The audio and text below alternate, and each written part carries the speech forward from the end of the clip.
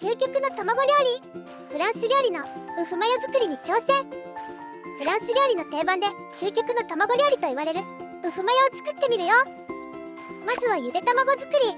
半熟の方が写真映えするけど、ゆで加減はお好みで OK だよ。あとはマヨや生クリーム、ニンニクチューブなどで作ったソースをゆで卵にかけるだけ。まろやかな黄身とニンニク風味のソースが絡んでメリハリのある美味しさだよ。